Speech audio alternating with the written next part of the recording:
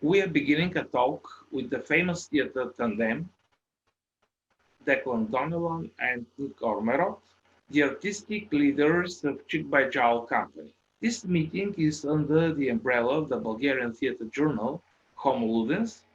Its project platform Homo Ludens foresees a series of dialogues with leading figures in contemporary theater practice and theory.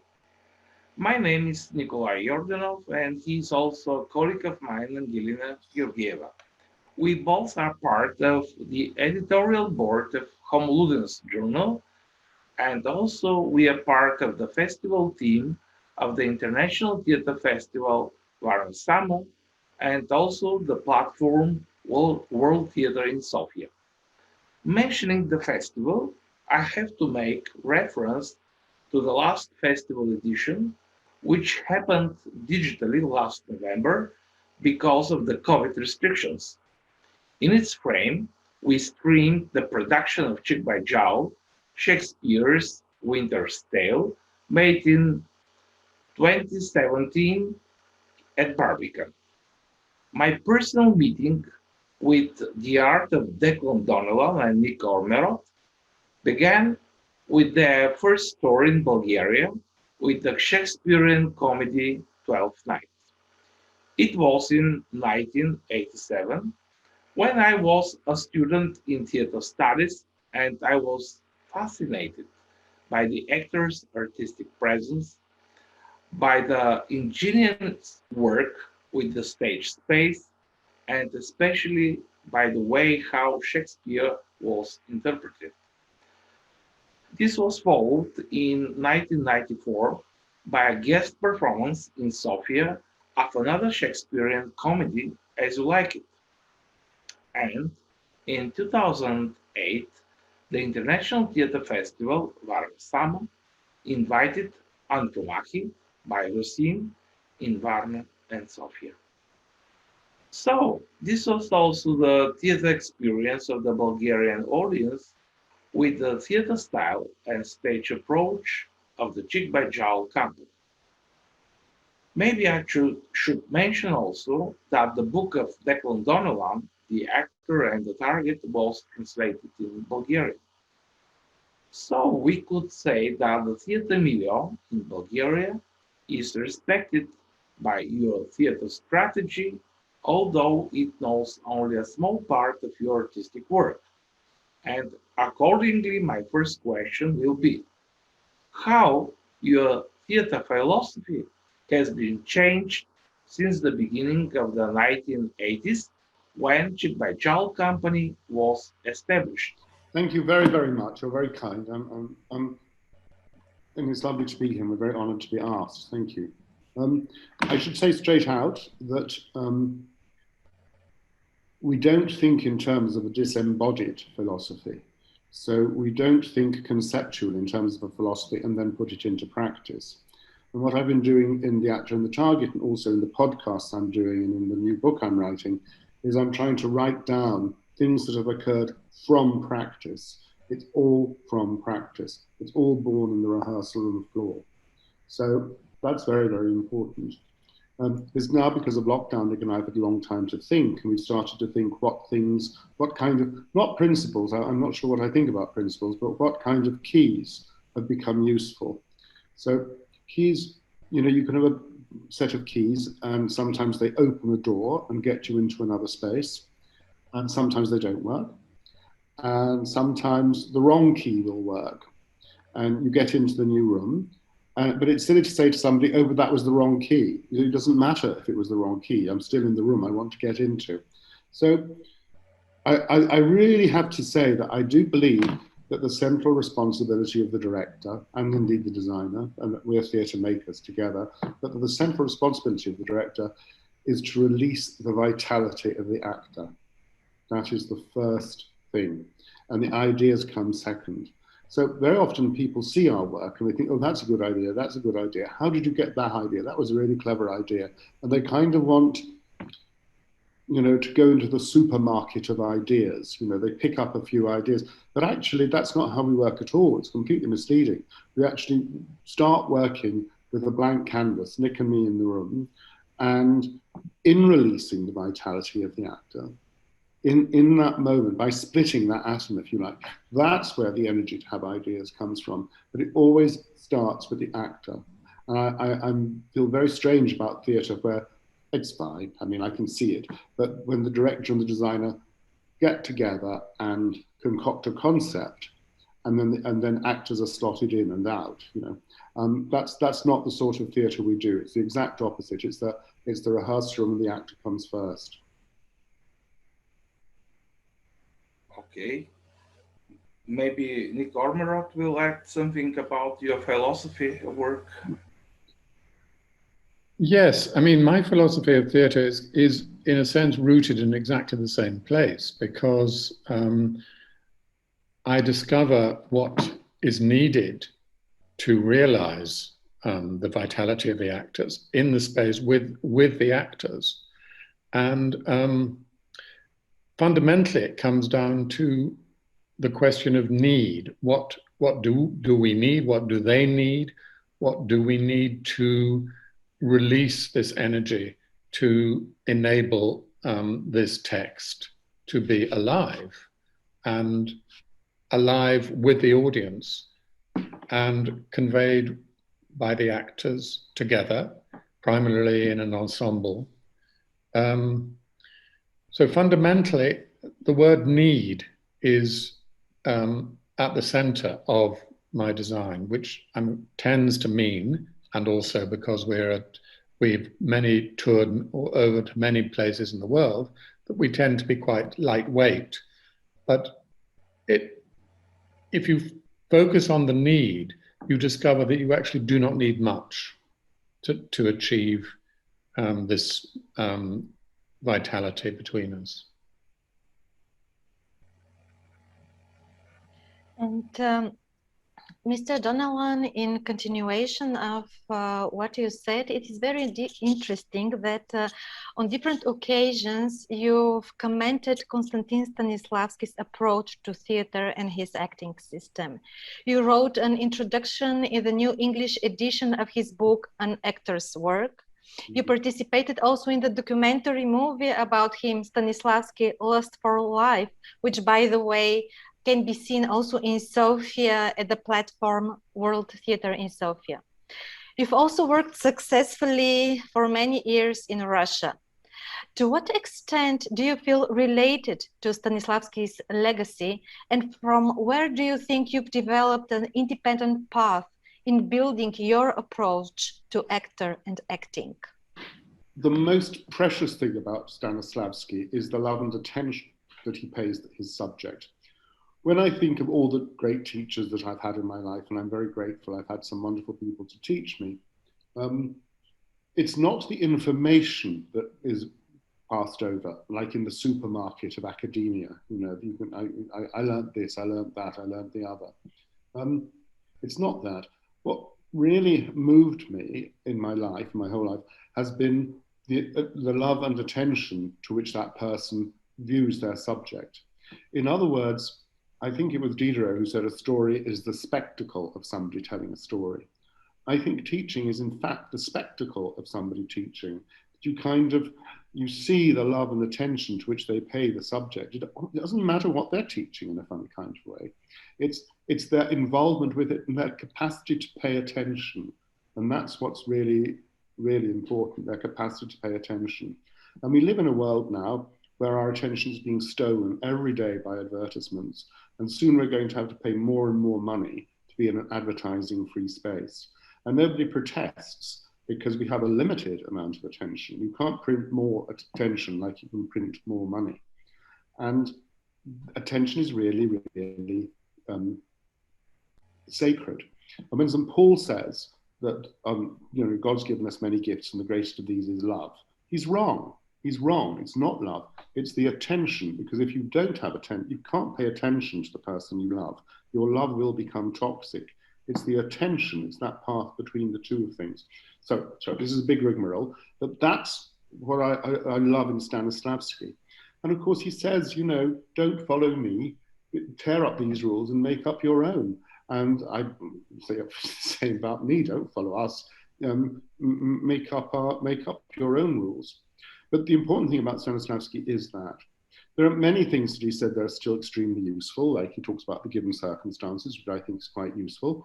Yeah, but I think for me, the big difference that I have from Stanislavski, and it's not a difference actually, it's like I stand on his shoulders, is that he talks brilliantly about the circumstances. In other words, the given circumstances and the changing circumstances.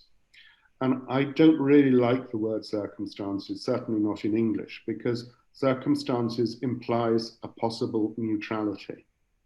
You know, that it's like the thing that's around you. And Nick and I just talk about, first of all, the space.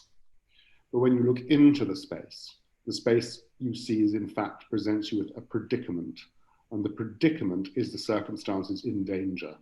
It's the precarious circumstances. It's not to do with given or changing, it's to do with the fact that you're in a situation of danger. And I also don't really believe in character like that. I think our character is a solution to the predicament we find ourselves in. It's a solution.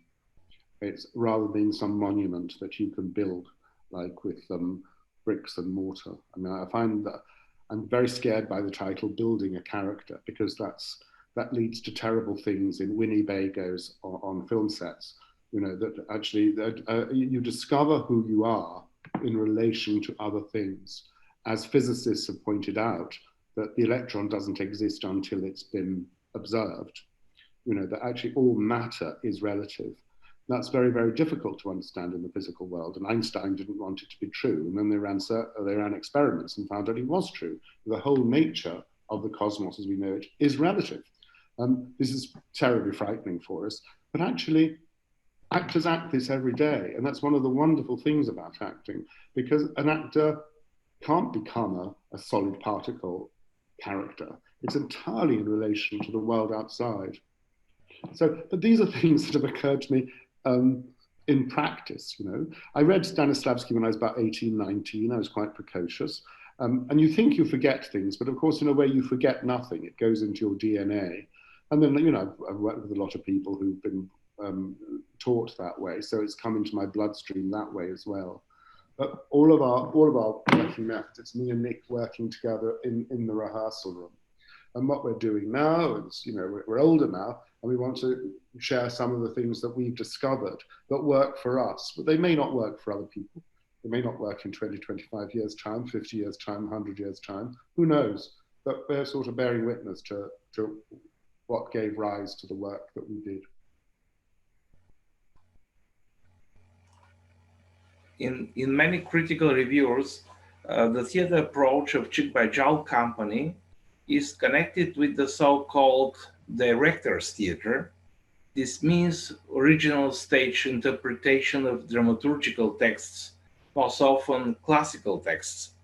In the last 2 decades, many theoreticians and practitioners use the term post-dramatic theater, introduced by the German theatrologist Hans Gisleman. What do you think about those forms of theater which are not based on written drama? Well, I think post-dramatic theatre has always been with us. Actually, I don't think theatre is particularly dramatic. Theatre is about the predicament. So at the beginning of Beckett's Happy Days, Winnie says to us, you know, in French, Quelle journée divine, in English, what a heavenly day. But you think in the audience, because we must never, ever leave our common sense outside. We must always bring our common sense into the auditorium to see the play. You see her saying it's a heavenly day and you think, no, it's not. You're buried up to your waist in sand. She's not in circumstances. It's a predicament. She's in a terrible situation. And then if, you know, Beckett underlines it, we go for the interval and we come back and she's buried up to her neck in sand. That's arguably post-dramatic theatre. But, you know, if you look at Shakespeare, for example, there's a wonderful scene in Othello just before the strangling, when Desdemona's alone with Emilia in the bedroom, and there's no dramatic action in it. There's no dramatic action in it whatsoever, but you've got swallowed up with the momentum of the play, and the whole thing is thick with predicament. So pre-dramatic, post-dramatic, dramatic. I mean, I don't think the drama matters at all as much as the predicament. But if you look into the heart of any post-dramatic, what's called post-dramatic, it's only good if it articulates predicament. That's the most important thing. But I don't think, you know, that you could say that there's no dramatic conflict in Happy Days, but in fact there is. I mean, she's out-facing her predicament and denying it, as we do. It's like Chekhov, it's like, you know, and I think you need to look for the roots of post-dramatic theatre everywhere. I do not like these academic divisions because they make people seem superior. And you cannot make art unless you are prepared to be horizontal, to be no more superior than the people that you are talking to. And a lot of these words really annoy me because they give the impression that somebody's grander than the other person, that somebody's cleverer or more superior than the other person. It's also connected to Gnosticism, that wonderful heresy, Gnosticism. So only a certain initiated priesthood would understand these secret words. So post-dramatic theatre has been there always. I mean, it's because I don't think theatre is about drama. I think it's about predicament. But there's no post-dramatic theatre that's any good if it doesn't have, if it's not all about predicament. But you can find that plot-free, drama-free, those scenes like that in many of the great plays from 600, 1,000, 2,000 years ago. It's not a new thing. Yeah, very interesting. But my next question is a little bit in a different direction. Actually, you mentioned already the podcasts that you're doing now. And from your website, from the website of the Chick by Jowl company, one can see really that you invest a lot of efforts and creative ideas in developing your audiences through rich educational packs for your productions and quite impressive audio podcast series. And I was wondering what drives you in this direction and what's the impact that you would like to achieve by that? Well, what drives us in that direction is survival, you know, because you have to, you know, you need to know how to talk to you, you know, it's a methodology, if you like. And it's good that people know kind of what we're doing. Yeah, that's all. And it's not me and Nick who do, we do the podcast, but we've got a wonderful staff of only 3 people who run that website, and I'm very glad that you like it, and I will tell them. No, but it's really impressive. And I was wondering, do you have some observations of what kind of a result these formats achieve? Oh. Well, I was always, I never wanted our work to be live streamed or videoed, and I gave in about, well, to begin with, I didn't ever want it to be surtitled, you know. I thought you mustn't have subtitles. And then I gave in, and then we never liked it to be videoed, and then we gave in about that. And I'm very glad that we did. And we still have As You Like It done. But I think for me, it's very important that the person watching the live stream feels excluded, like the child is from the parent's bedroom, is behind the door, that you should watch it and think, I wish I was there. You understand? Rather than making it too cinematic and too user-friendly. Otherwise, we get into this new form of fascism that we have these days, which doesn't wear boots anymore. I know you had a fascist monarchy, didn't you? But fascism doesn't come wearing boots. It comes with one click, a smiley face and a retweet. And what I hate, above all else, the commoditization of theatre. And it's inevitable we have to negotiate with the world. We can't be so purist. We have to put some things out there. But I'd always like people who see one of our plays live streamed to think, God, I wish I were there. Yeah, I understand.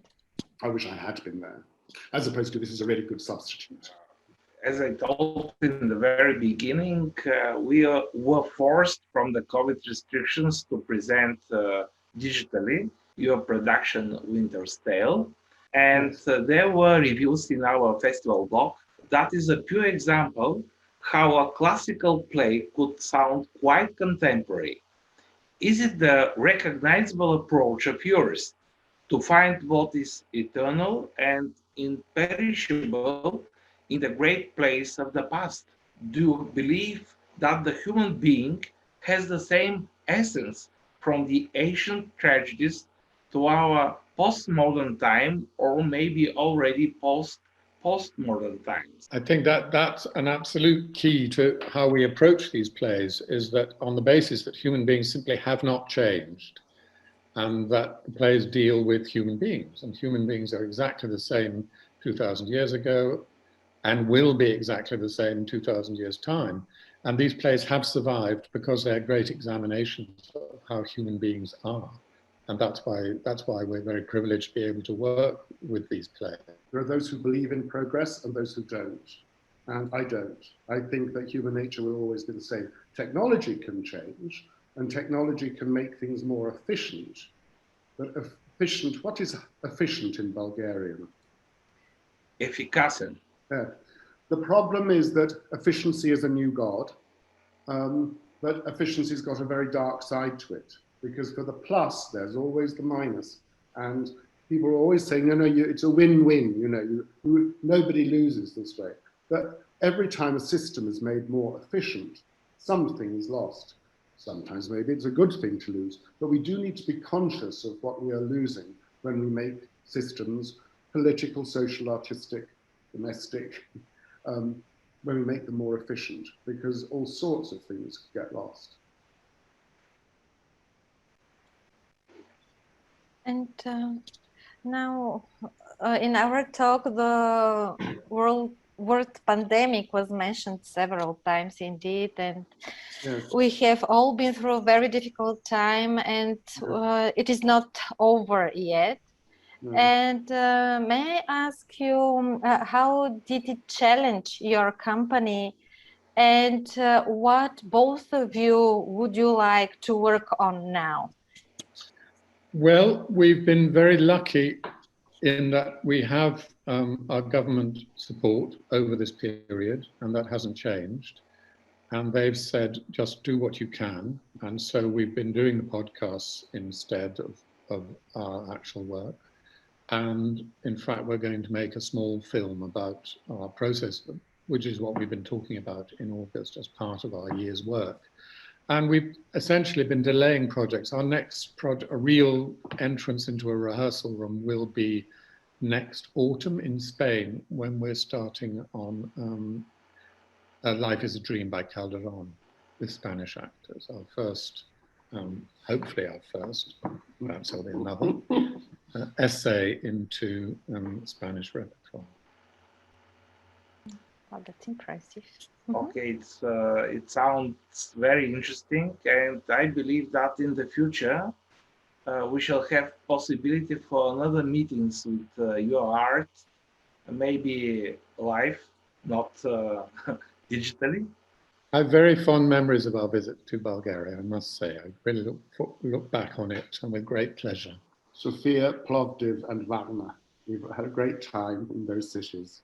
We loved being in Bulgaria, actually. It was, we were in Bulgaria while you were still Soviet. Well, it was still, I know you were never Soviet, you were an independent communist republic, but you were part of the Warsaw Pact, and we had a wonderful time there. We felt very much at home, and very sort of looked after, which is very important to us. And that sort of love and support, it's wonderful. I mean, you can't fake it.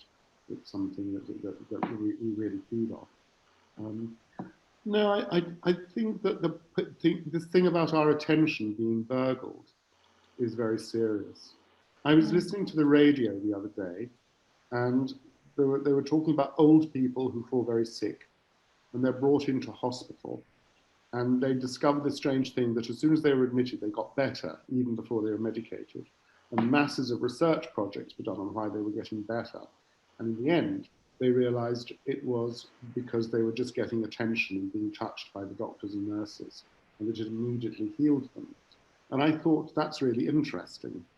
And then 3 days later, I got very depressed because, I come from a long line of Irish peasants, and my parents and my grandparents, my great-grandparents, they all knew that. They didn't need a research project to teach them that if you want to destroy an old person, you lock them up and put them on their own.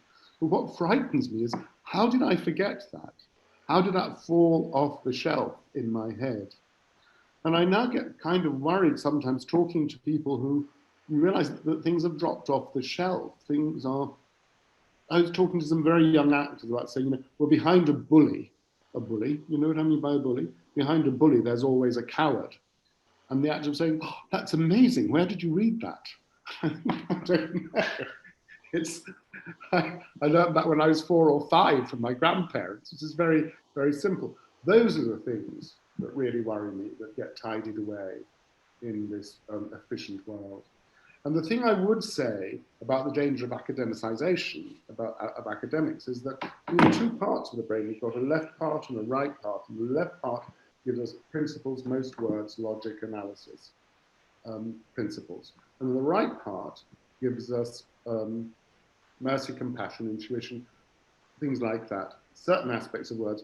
But it also is the only part of our brain that can give us responsibility, because we need responsibility to choose between 2 principles. And the other thing is the right part of the brain is the only part of the brain that is open to a new idea. So the left part of the brain, the algorithm side of the brain, is sterile. It can't take in anything new. It's quite scary. But in every single human, every child that's born, all over the world, you see people who are, the left side of the brain is imperial and wants to take over the whole brain. And that's a very serious thing, and we just need to watch about it. If I preach about that, I don't apologize, because I think it's incredibly important, particularly in our world, when we're asked to rationalize, prove things, tick boxes, show impact. It's very dangerous that we will use logic. We destroy ourselves with logic. Logic is a dangerous thing if it runs out of control. It's like fire, logic. It's a good servant and a very bad master. It's exactly in Winter's Tale what we saw. Yeah. Yes. Okay. Thank you. Okay. Thank you very much, Declan and Nick. I hope I didn't batter you too much. It was lovely to talk to you.